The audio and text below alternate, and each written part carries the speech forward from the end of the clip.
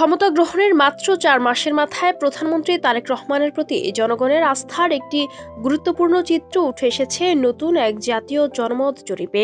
গবেষণা প্রতিষ্ঠান ডেল্টা গ্রামের পরিচালিত এই জরিপ বলছে, প্রধানমন্ত্রীর দায়িত্ব পালনের ধরন নিয়ে সন্তুষ্ট দেশের ৭৫.৩% মানুষ।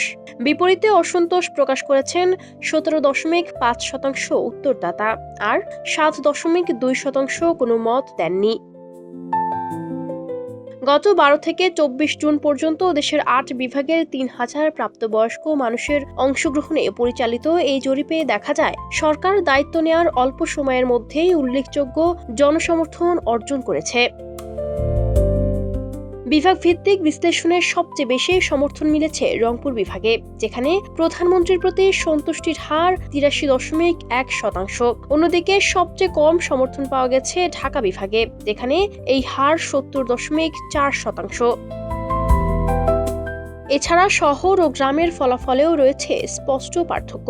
গ্রামীণ এলাকার ৭৮.৫% মানুষ সরকারের কর্মকাণ্ডে সন্তুষ্টি প্রকাশ করেছেন। শহরাঞ্চলে এ হার ৭০.১%। বয়সভিত্তিক বিশ্লেষণে প্রায় সব বয়সী মানুষের মধ্যে সমর্থনের হার কাছাকাছি থাকলেও ৬০ বছরের বেশি বয়সীদের মধ্যে তা তুলনামূলক কম, ৭০.৯%।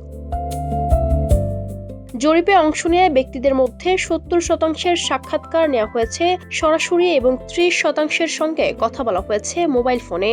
দুই পদ্ধতির ফলাফলে খুব বেশি পার্থক্য দেখা যায়নি।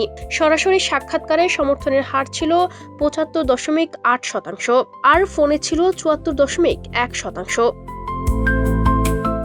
ডেল্টা গ্রাম জানিয়েছে, পুরো জরিপটি তাদের নিজস্ব পরিকল্পনা, অর্থায়ন ও বাস্তবায়নে সম্পন্ন হয়েছে।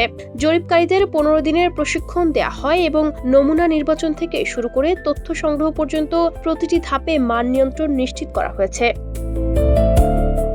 তবে বিভাগ ভিত্তিক ফলাফল নিয়ে সতর্ক থাকার পরামর্শ দিয়েছেন গবেষকরা। তাদের মতে, প্রতিটি বিভাগে নমুনার সংখ্যা তুলনামূলক কম হওয়ায় রংপুর ও ঢাকার মতো বিভাগের মধ্যে দেখা যাওয়া ব্যবধান পুরোপুরি জনমতের বাস্তব চিত্র নাও হতে পারে। গবেষকদের হিসাব অনুযায়ী জাতীয় পর্যায়ে এই জরিপের সম্ভাব্য ত্রুটির সীমা ৯৫% নির্ভরযোগ্যতায় প্রায় ২.১ থেকে ২.৪%।